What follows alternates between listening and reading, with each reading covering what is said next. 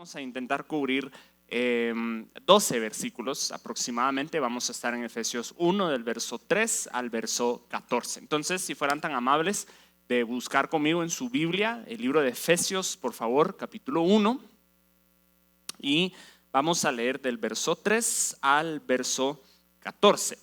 Estamos utilizando la Reina Valera contemporánea, Reina Valera 60. Usualmente yo utilizo la Reina Valera contemporánea para predicar, pero estamos utilizando la Reina Valera 60, es la versión estándar con la que todos creo yo que crecimos y estamos familiarizados. Y la verdad es de que hace un buen trabajo traduciendo la mayor parte de Efesios. Hay un par de puntos que vamos a ver acá que pudo haberse traducido mejor, pero es una buena traducción. Efesios capítulo 1, verso 3, por favor, hasta el verso 14. Dice: bendito sea el Dios y Padre de nuestro Señor Jesucristo, dice Efesios 1:3, que nos bendijo con toda bendición espiritual en los lugares celestiales en Cristo, según nos escogió en Él antes de la fundación del mundo, para que fuésemos santos y sin mancha delante de Él, en amor, habiéndonos predestinado para ser adoptados hijos suyos por medio de Jesucristo, según el puro afecto de su voluntad,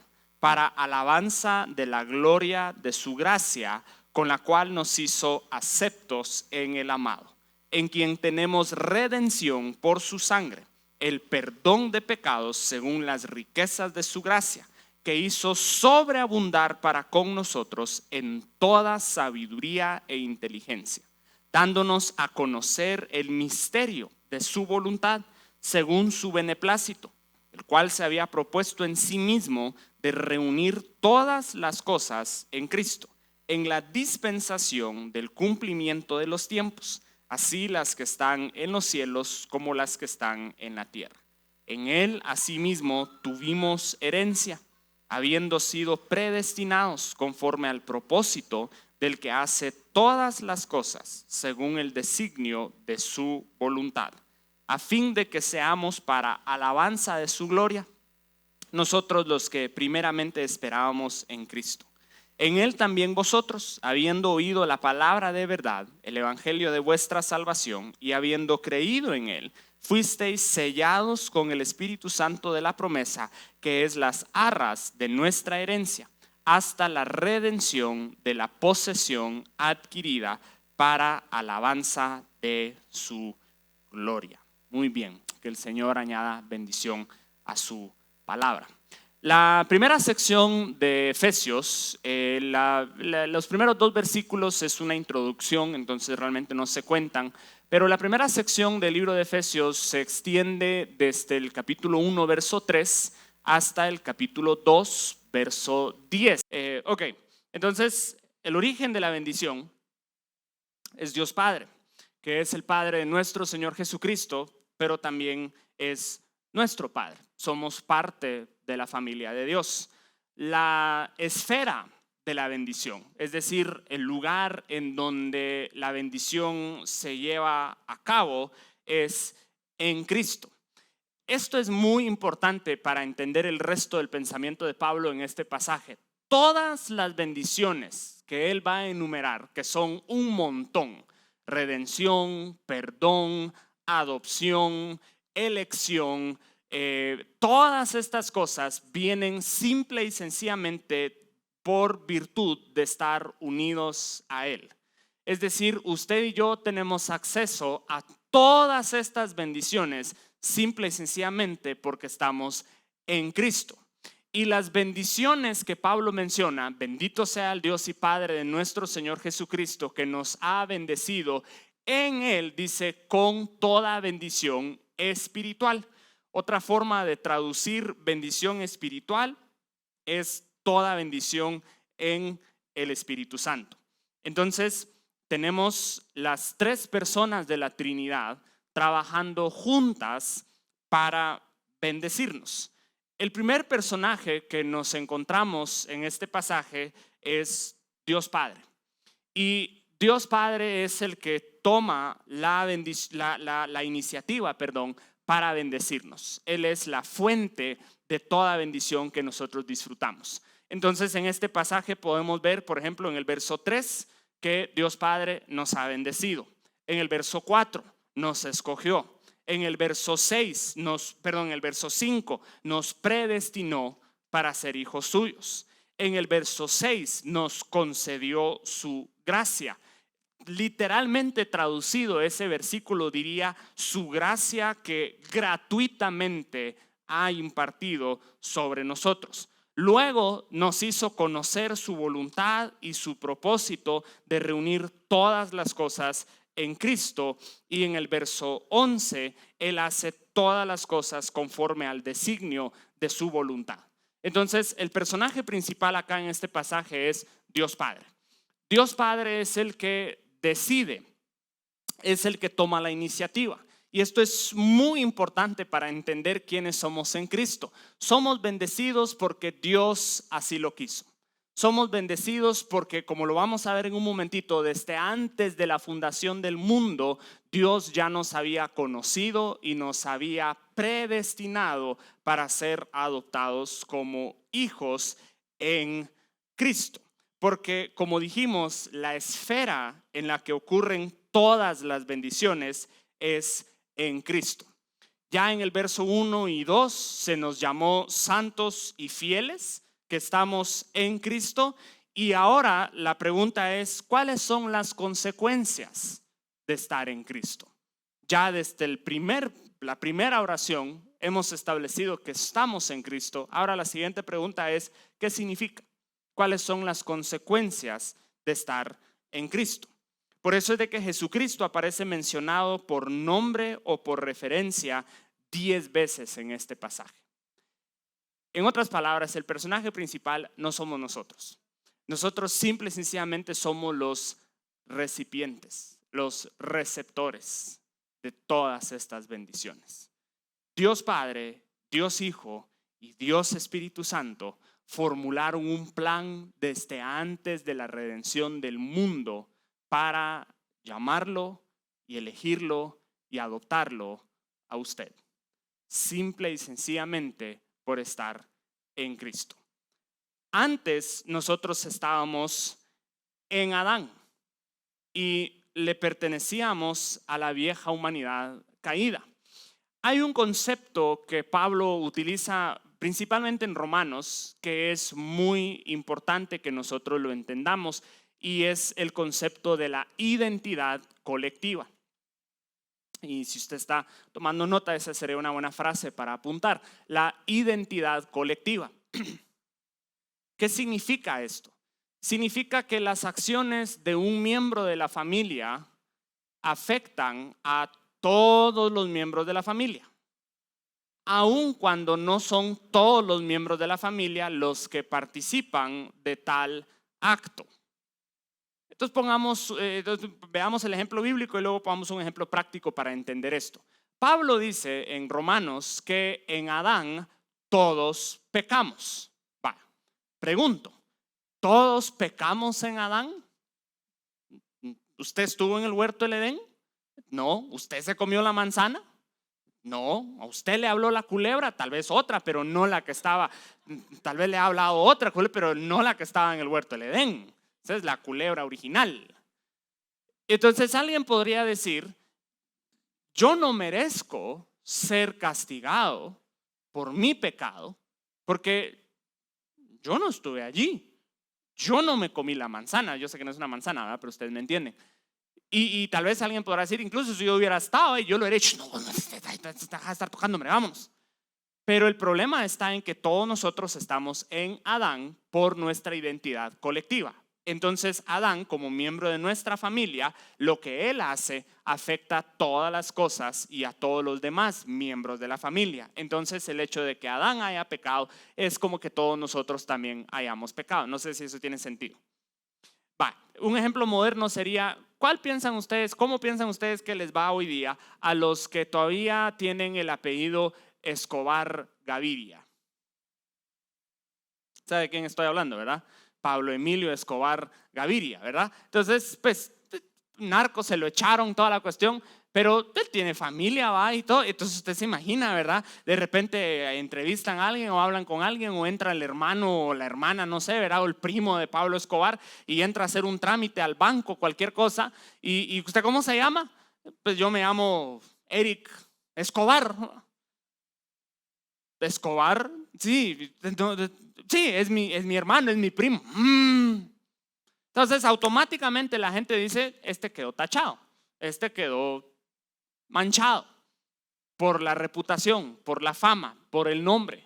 Entonces, en Adán todos nosotros pecamos, pero de la misma manera, en Cristo todos nosotros hemos sido redimidos, porque nosotros tampoco fuimos a la cruz. Tampoco nosotros fuimos fieles hasta el final. Nosotros tampoco resistimos la tentación. De hecho, todos nosotros estábamos muertos en nuestros delitos y pecados, pero ahora nosotros hemos sido llamados santos y fieles. Hemos obtenido redención y perdón de nuestros pecados y hemos sido bendecidos con toda bendición espiritual en las regiones celestes, simple y sencillamente porque estamos en Cristo. Nosotros tampoco estuvimos ahí, pero lo que hace un miembro de nuestra familia nos afecta a todos nosotros. Yo no sé cómo es su familia, hablando naturalmente, pero tengo buenas noticias. Usted le pertenece a una buena familia. Usted le pertenece a la familia de Cristo. Cristo es su hermano mayor y Él nunca va a fallar, nunca se va a alejar, nunca va a pecar, nunca va a cometer ningún error. Entonces usted tiene buena sangre, usted tiene buenos genes. Y yo no sé otra vez cómo haya sido su familia natural, pero le voy a decir algo, su familia natural realmente ya no es su familia natural. Ahora usted tiene una familia sobrenatural, que es Cristo y todos los que le pertenecemos a Cristo. He allí una de las muchas razones por las cuales acá en esta iglesia nosotros no creemos en las maldiciones generacionales. A mí no me pueden afectar las maldiciones generacionales porque yo no soy parte de esa generación. Cuando yo estoy en Cristo, ese mi ancestro que fue brujo ya no es mi familia. Es que usted recuerda que su abuelito era el mero tenazú, los brujos allá, ya no es mi abuelito. Ahora mi padre es Dios y mi hermano mayor es Cristo. Entonces ahora estamos en Cristo y le pertenecemos a la nueva humanidad redimida. Y todas estas bendiciones dice que son espirituales. Entonces tenemos que entender algo. Cuando muchas veces nosotros pensamos en bendición, pensamos en cosas materiales, ¿verdad? Hasta decimos, Señor, bendíceme con, y usualmente pedimos algo material. Y eso no está mal, no está mal en lo absoluto. A Dios le place y le trae bendición y placer y gozo el que nosotros tengamos todas las cosas que nosotros podamos necesitar, pero Dios está más interesado en nuestra bendición espiritual que en nuestra bendición material. O se lo puedo decir de esta manera: las bendiciones materiales que nosotros vemos parten como consecuencia directa de la bendición espiritual de la cual nosotros ya gozamos. No sé si eso tiene sentido. Es decir, nosotros ya hemos sido bendecidos con toda bendición espiritual. Y a causa de que ya hemos sido bendecidos con toda bendición espiritual, Dios en su gracia y en su misericordia también nos bendice de maneras materiales y tangibles. Y todas estas bendiciones, dice, ocurren en las regiones celestiales. Esta frase, las regiones celestiales, aparece acá por primera vez y luego va a aparecer 5 veces más en Efesios y no aparece en ninguna otra parte del Nuevo Testamento. Pablo utiliza esta frase solamente acá y ningún otro autor del Nuevo Testamento la utiliza. ¿Qué significa las regiones celestiales? Dice que hemos sido bendecidos con toda bendición espiritual en las regiones espirituales. Las regiones espirituales es el mundo invisible de la realidad espiritual. En otras palabras, usted es alguien en el mundo natural, pero no olvide quién es usted en el mundo espiritual. El mundo, su entorno, su ambiente, su familia, su trabajo, le pueden intentar decir a usted quién es en su entorno natural. Pero usted y yo tenemos una identidad sobrenatural, una identidad espiritual que es nuestra verdadera y única identidad. El problema es que nosotros necesitamos aprender a vivir como nuestra identidad espiritual como punto de partida, en lugar de intentar vivir con nuestra identidad natural como nuestro punto de partida. ¿A qué me refiero? El problema es de que muchas personas se acercan a Dios de manera equivocada porque se acercan a Dios pensando solamente en su identidad natural. No han entendido su identidad espiritual.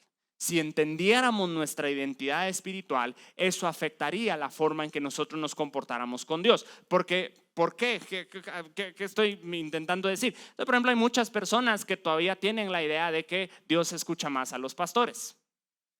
Equivocado. ¿Por qué? Porque lo vemos en términos naturales. Él es pastor. Yo soy whatever. Entonces voy a ir con el pastor para que el pastor ore. Porque como me han dicho a mí, es que cuando usted ora, las cosas sí funcionan. Pero déjeme decirle algo, las cosas sí funcionan cuando yo oro, no porque soy pastor, es porque yo oro con fe.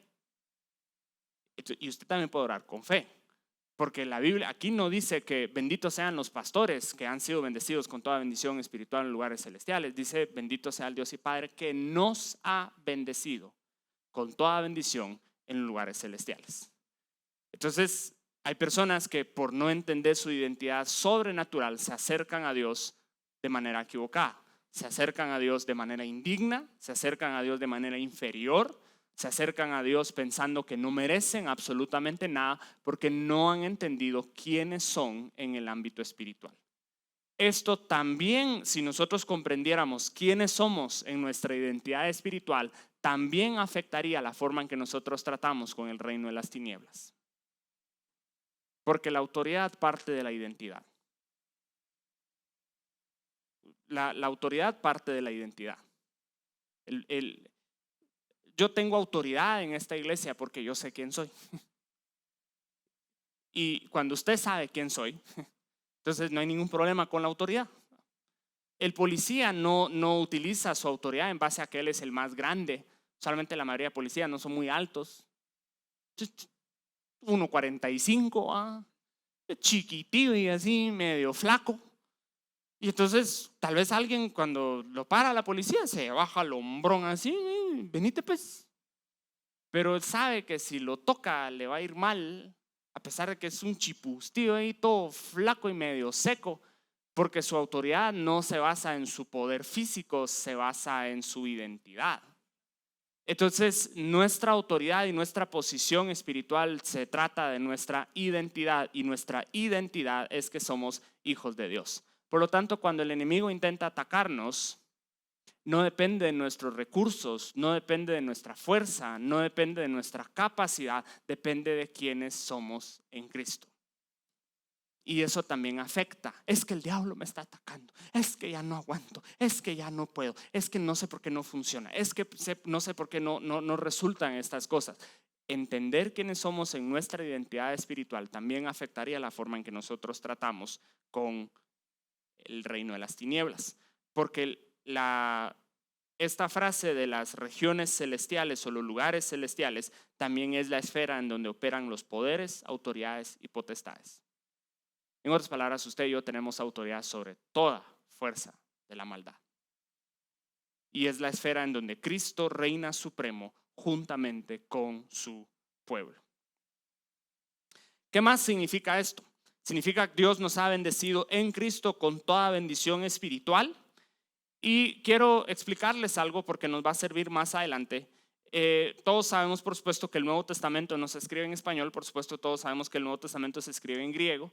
Y en griego, al igual que en español, hay diferentes tiempos verbales, ¿verdad? Si yo les hablo de yo fui, o yo voy, o yo iré, estoy utilizando diferentes tiempos verbales. Y uno de los tiempos verbales que se utiliza en el griego es un tiempo verbal que se llama el auristo. Es fácil recordar esa palabra porque es el ahorita, el auristo mismo. Entonces, ¿cuándo quiere usted la auristo mismo? Y usualmente el tiempo auristo se traduce como un pasado, pero el auristo significa una vez y para siempre.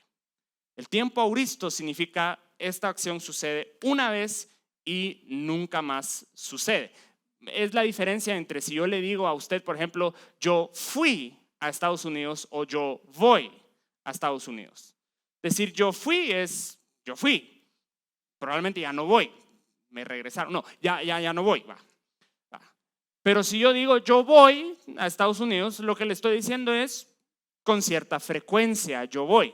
Entonces, esta frase nos ha bendecido con toda bendición espiritual está en tiempo auristo. En otras palabras, es una sola acción en el pasado. Ninguna bendición ha sido retenida. Dios lo bendijo a usted, mi amado hermano, una vez y para siempre, con todo lo que usted necesita y con todo con lo que usted jamás podrá necesitar. No hay una sola situación o momento o evento o circunstancia a la cual usted o yo nos vayamos a enfrentar para la cual Dios no ha provisto. La bendición es una vez y para siempre. Entonces, a veces nosotros nos enfrentamos a cosas en la vida que a nosotros nos toman por sorpresa. Todos nosotros podríamos contar testimonios de cosas que nos han sucedido, que nosotros decimos, híjolas, este sí no lo vi venir. No vi venir la pandemia, no vi venir mi despido, no vi venir el final de mi matrimonio, no vi venir este nuevo obstáculo, no vi venir esta enfermedad. Y entonces la tentación es decir, ¿qué voy a hacer? Porque yo no estaba preparado para esto. Tal vez usted no estaba preparado para esto, pero Dios sí. Y la provisión de Dios va delante de usted para que cuando usted llegue a ciertas situaciones que para usted son imprevistas, para Dios no. Dios ya ha estado allí. Dios nunca le va a pedir a usted ir a algún lugar a donde Él no ha ido primero. Dios nunca le va a pedir que usted se enfrente a una situación o circunstancia a la cual Él no se ha enfrentado primero. Entonces las bendiciones con las que Dios nos ha bendecido tienen que ver con el pasado, con el presente y con el futuro. Y entonces vamos a ver cómo nos va, pero quiero mencionar estas bendiciones. La bendición del pasado es la bendición de la elección, ¿sí? La bendición del pasado, recuerden que las bendiciones tienen que ver con el pasado, con el presente y con el futuro. Entonces, la bendición del pasado es la bendición de la elección, ¿sí? Esto está en Efesios 1 del verso 4 al verso 6. Efesios 1 del verso 4 al verso 6. Y en este pasaje lo que nosotros vemos es que Pablo retrocede desde hasta antes de la fundación del mundo. Entonces, si quiere, déjeme buscarlo aquí. Dice, según nos escogió en él antes de la fundación del mundo, para que fuésemos santos y sin mancha delante de él, en amor habiéndonos predestinados para ser adoptados hijos suyos por medio de Jesucristo, según el puro afecto de su voluntad, para alabanza de la gloria de su gracia. Entonces Pablo retrocede hasta antes de la fundación del mundo, antes de la creación de absolutamente todo, antes de que existiese nada. Entonces yo quiero que usted se imagine esto. No hay tiempo, no hay espacio, no hay planeta Tierra, no hay sistema solar, no hay planetas, no hay universo, no hay absolutamente nada. Lo único que existe en todo el universo es la Trinidad, ¿sí? Padre, Hijo y Espíritu Santo. Todo lo que existe. Ni siquiera hay ángeles, porque los ángeles tampoco son eternos. Los ángeles también fueron creados. Fueron creados antes de los seres humanos, pero fueron creados. Por eso es que los ángeles no merecen nuestra adoración, porque ninguna creación merece nuestra adoración. Entonces, antes de nada, antes de absolutamente todo, cuando solo está Dios en la Trinidad, Dios hizo algo, forjó un propósito en su mente, el propósito de unirnos a nosotros con su Hijo. Dios pensó en usted miles y miles y miles y miles y miles y miles de millones de años antes de la creación. Dios lo vio, Dios lo amó y Dios lo escogió para estar unido con Jesucristo. Dios formuló un plan y nos puso Él, Jesús y nosotros juntos antes de la fundación del mundo. Esto es una decisión definida porque el verbo está en tiempo auristo. En otras palabras, otra vez, toma la decisión una vez y para siempre. En otras palabras, Dios no se va a arrepentir. Aun cuando nos portamos mal, Dios no dice, híjolas, no lo hubiera llamado, me equivoqué. Es una decisión y para siempre. Y surge de su favor inmerecido. Qué bonito pensar que antes de la fundación del mundo, antes de que usted y yo naciéramos, antes de que nuestros tatarabuelos nacieran, antes de que nosotros hiciéramos absolutamente nada, bueno o malo, Dios ya nos había elegido. Dios no nos elige en base a nuestro mérito. Dios no nos elige en base a nuestras acciones. Dios no nos elige en base a nuestra santidad, porque dice que nos eligió para ser santos. Ojo, no nos eligió porque somos santos. Nos eligió para ser santos y sin mancha delante de Él. Usted y yo existíamos en la mente de Dios desde la eternidad. Otra vez, yo no sé cuáles fueron las circunstancias de nuestro nacimiento físico. Hay personas que los papás le dicen, fuiste una sorpresa, ¿verdad? Nosotros solo queríamos tener 3 y vos nos caíste de sorpresa, pero qué bueno que estás acá. Sí, pues muchas gracias. ¿Sabías que vos fuiste un invitado en nuestra boda? Vos también estuviste en la boda. O puede ser que hayan personas cuyos papás físicos nunca los quisieron, nunca los aceptaron, que su papá o su mamá biológico nunca los quisieron. Pero antes de la fundación del mundo, Dios nos eligió. Y todos nosotros elegimos en algún momento a Dios. Usted y yo tomamos la decisión en algún momento de aceptar a Jesús como Señor y Salvador. Yo espero que todos los que están aquí hayan tomado esa decisión. Si no, hablen conmigo al final de la enseñanza. Pero todos nosotros en algún momento elegimos aceptar a Jesús como Señor y Salvador, pero esa decisión solo fue posible porque Dios nos había elegido a nosotros antes. Primera de Juan dice, nosotros le amamos, pero Él nos amó a nosotros primero. Nosotros respondemos a ese amor, no tomamos la iniciativa. La iniciativa es Él, la elección es suya. Ahora, aquí hay que tener cuidado de no caer en leer a Calvino cuando deberíamos estar leyendo a Pablo. Pablo no está hablando de una doble predestinación. Pablo no está hablando de que eligió a ciertas personas y eligió a otras personas, de hecho, o no eligió a otras personas. De hecho, todo el punto de Efesios es que todos nosotros estamos en Cristo, tanto judíos como gentiles, todos nosotros estamos en Cristo. Pero qué bonito pensar que Dios nos eligió a nosotros. La segunda bendición que Pablo menciona es la bendición de la adopción, ¿sí? Tenemos la bendición de la elección, luego tenemos la bendición de la adopción. Y esto nosotros lo vemos en Efesios 1 del verso 5 al verso 8. Efesios 1 del verso 5 al verso 8. Ya dijimos que nos eligió. La pregunta sería, ¿para qué nos eligió? Esto es muy importante, para mí es muy precioso. ¿Para qué nos eligió? Aquí está la respuesta. Nos eligió para ser sus hijos. No nos eligió para ser sus esclavos. No nos eligió para ser sus siervos. No nos eligió para un ministerio. No nos eligió para un puesto, no nos eligió para un cargo, no nos eligió para una profesión o para una carrera, nos eligió para ser sus hijos. Eso significa, mis amados hermanos, y esto es súper importante, eso significa que absolutamente todo lo que nosotros somos y hacemos debe partir desde nuestra identidad de hijos. Nunca jamás debemos permitir que nada en este mundo nos robe nuestra identidad como hijos.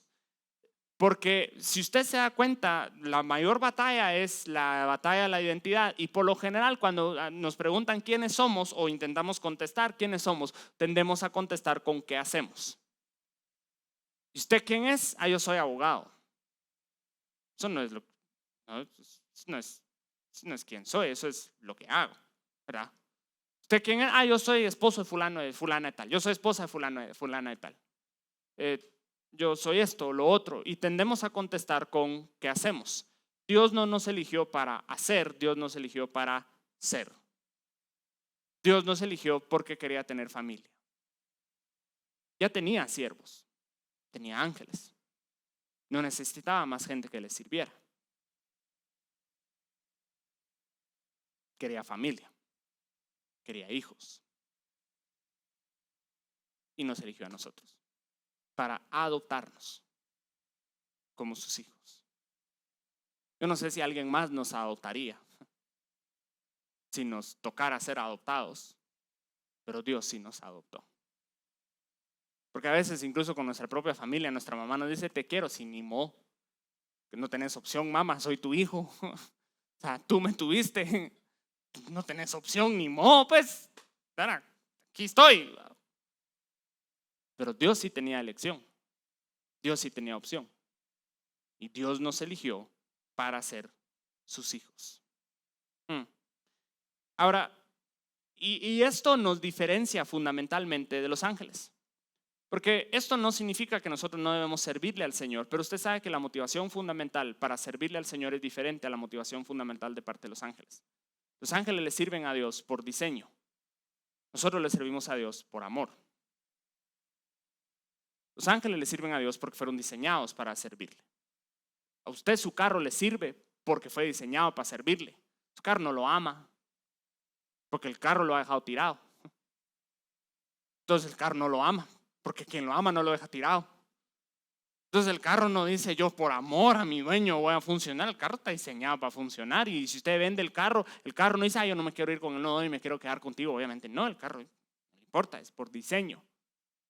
Entonces nosotros no le servimos a Dios por diseño, los ángeles le sirven a Dios por diseño, nosotros le servimos a Dios por amor. Parte de nuestra identidad de hijos. Ahora, el deseo de Dios de tener hijos, el deseo de Dios de tener familia es tan grande que aún sabiendo Dios la realidad de la caída del hombre, Dios insiste en su plan de adopción. Dios ya sabía que nosotros lo íbamos a rechazar.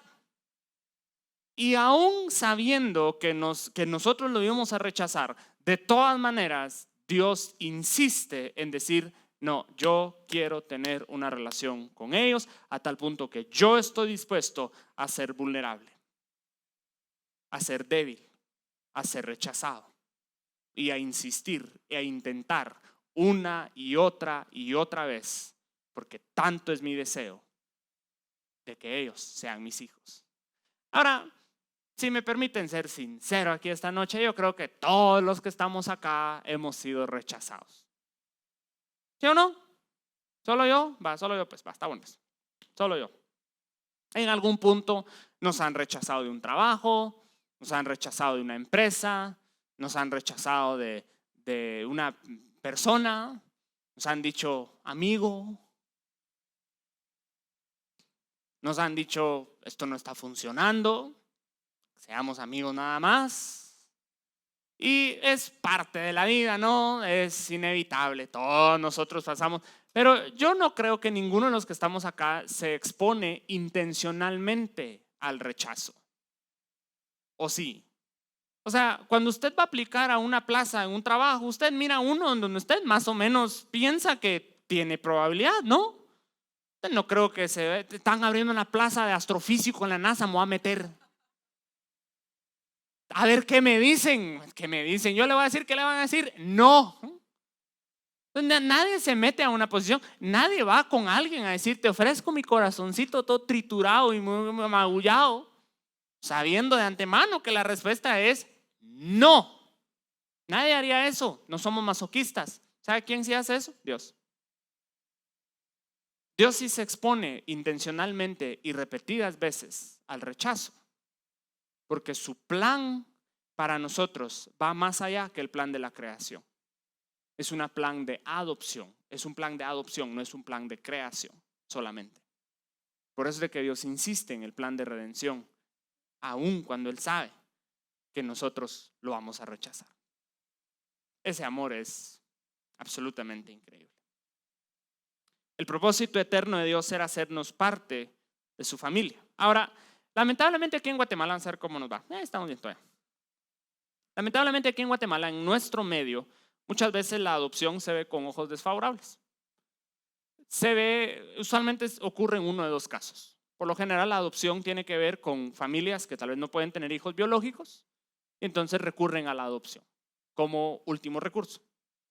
Intentamos durante 15 años, nunca pudimos quedar embarazados, entonces adoptamos. Y lo vemos como hubiéramos querido tener hijos naturales, biológicos, pero bueno, ahí está el patojito. Mejor que nada.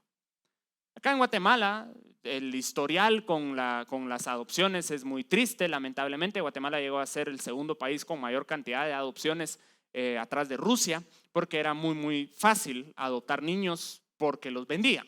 Entonces había muchas mujeres que tenían muchos hijos y tenían hijos con el expreso propósito de venderlos. Y entonces eso era algo que se daba de manera muy común. La ley en Guatemala aquí cambió, ahora Guatemala es uno de los países más difíciles para lograr una adopción, pero todavía se tiene el estigma.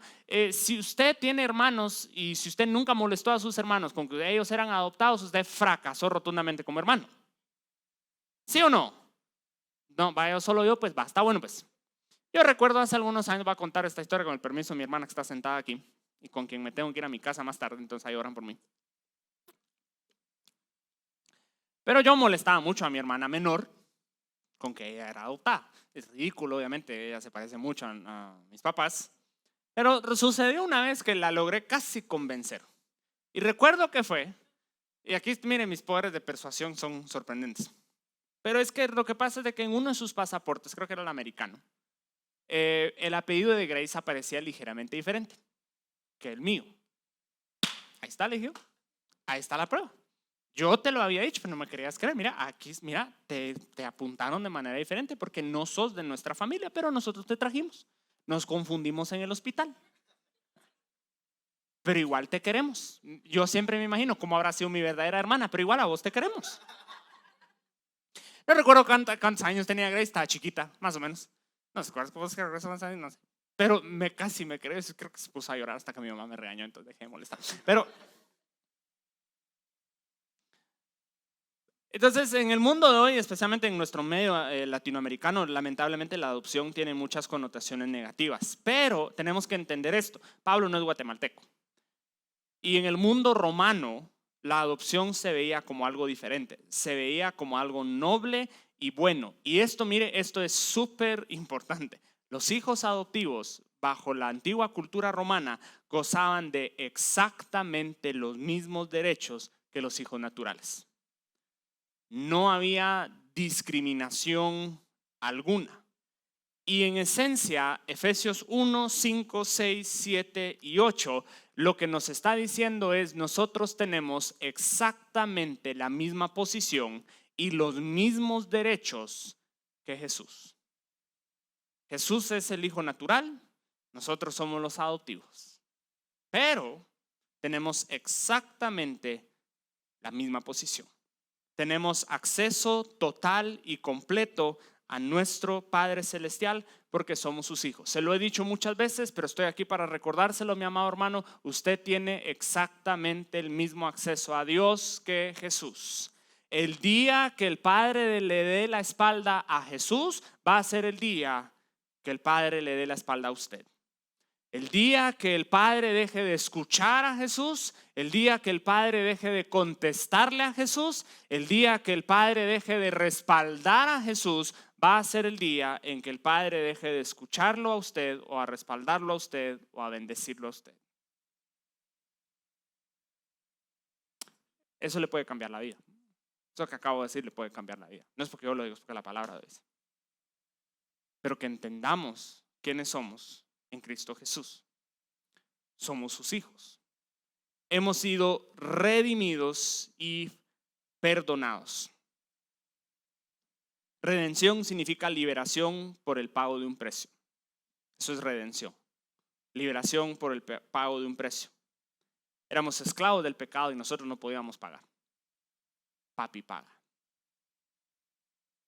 Porque el hijo se mete en problemas y ¿quién es el que resulta pagando? El papá. Porque ni modo. El güiro le va a somatar a otro güiro en el colegio y el que termina ahí viendo qué y recibiendo las consecuencias, papá. Van a Semaco y el güiro despistado está ahí papaloteando y ¡pum! Pasa echándose su accesorio ahí, un cuadro, un florero. El güiro no va y lo va a dejar recomendado. Te pónganlo a trabajar, pues denle el sueldo mínimo hasta que termine. Nadie hace eso. Cuando aquí unos 3 meses digo que ya lo logra pagar. El papá es que dice, eso es redención. Nosotros estábamos metidos en un clavo, no era botar un florero en Semaco, nosotros teníamos un clavote. Estábamos muertos en nuestros delitos y pecados. Y simple y sencillamente no había forma de salir. Papi paga. Redención y perdón. Eso significa que como Dios pagó el precio por nuestra libertad, Dios nos perdona y siempre nos extiende su perdón. ¿Usted sabe que su Padre Celestial nunca va a dejar de perdonarlo? Su Padre Celestial nunca va a dejar de extenderle su perdón.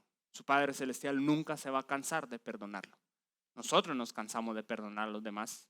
Va una, decimos nosotros, van dos, ya venís vos otra, ya tampoco te pelees, ni que fueras a ni que, ya. Dios no. Y todo esto es en virtud de nuestra adopción como sus hijos. No es en virtud de nuestras acciones. No depende de ninguna manera de nosotros. Viene de la sobreabundancia de su gracia sobre nosotros. Ahora, la condición de hijo también implica responsabilidades. Porque dice que nos escogió para que seamos santos. Entonces, y vamos a ver más adelante en Efesios 4.